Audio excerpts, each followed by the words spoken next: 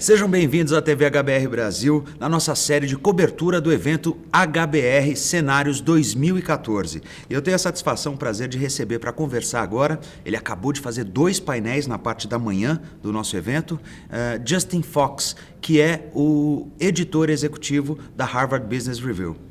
Hi, Justin. How are you? So, what are the highlights of those 2 panels that you...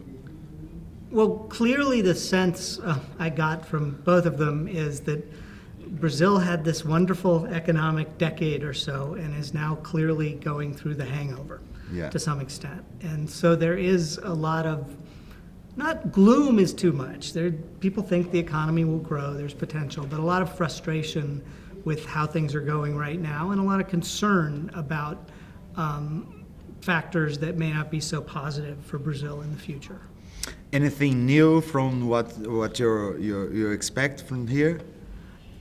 This was my second time in Brazil. I was here last fall for another HBR event, and that's where I was sort of hit with this, because I think in the United States we are still, for the most part, in this mode of thinking that Brazil's doing great. Yeah. And that it's this country that's sort of arrived, and we read about the World Cup protests, but in general, my sense is those of us in the United States who actually pay attention to things outside our borders have a very positive sense about Brazil and its potential.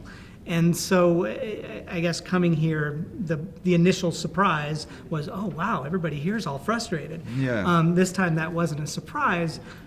I mean, in talking about, I think one of the issues now is the election is getting close enough that's a big concern, but it also means that there's a lot of uncertainty, and so no one's able to sort of point out any clear roadmap to fixing the things that are bothering business the most.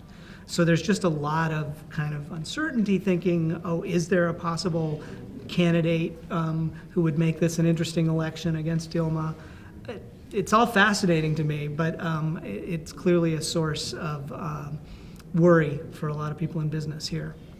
Did you find any optimist person over the participants? I mean, clearly in the agricultural sector there was some optimism. From the banking sector there was optimism. The Pedro Parente. Yeah, Pedro Parente and Ricardo from Experian. Ricardo from Experian. Who's looking at the way credit markets are working, and they seem to be working exactly the way they're supposed to. There's been a pullback in willingness to take risks by banks and by consumers, but it hasn't been a collapse. It's been a pretty reasonable pullback, and so that sector seems to be moving along.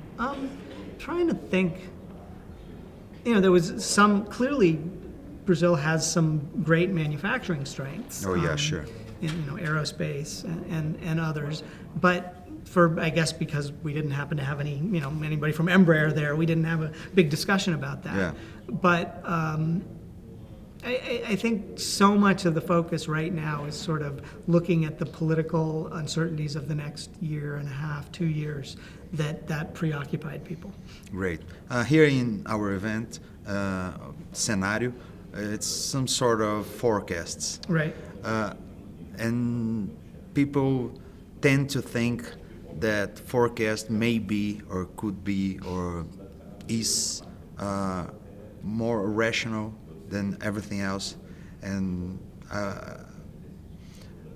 we know that there's a lot of context around this that shows other ways to think about it. What is your view about that? Well, I mean, I think the really important thing is to think about forecasts and scenarios as completely different things. Okay. And in a way, the forecast, which part of the early part of the day was devoted to, the forecast for 2014, it's pretty clear. It's not too exciting. Something could go wrong, but the likeliest path is moderate global economic growth, like speeding up a little bit.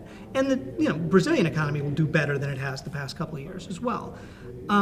Scenarios, I mean, the idea was born in the 1960s at various places, but it was Shell Oil that really took it forward. The idea was, let's look farther than that, where we can't really predict, but what could happen? And I'm hoping that this afternoon we'll get more of that, but to me that's where you can start saying exciting things about Brazil, where you could get beyond whatever your frustrations are with the current political gridlock and move on to, whoa, what if we did this and this and this? What if we had a tax system that wasn't so complicated? Much more designing scenarios, possible scenarios, than everything else. Yes, and to me that's the strength of scenarios. They may not come true, but they then. I mean, one thing I've heard a lot in the U.S., and it's probably similar here, from people who run corporations, is that they've sort of given up on 5-year forecasts or 10-year forecasts. Yeah. They think about what's going on for the next year, and then where do we want to be 20 years from now? Great. And maybe that's just something they're saying to say something, but I think that's a rational way to deal with a world that's in a great amount of flux, where there are just so many different factors and different actors. It's not just the U.S. economy that matters; it's a whole bunch of them now. That the way to look at it is, you have your forecast for the next year, and then you take these big leaps and think about where you could be 20 years from now.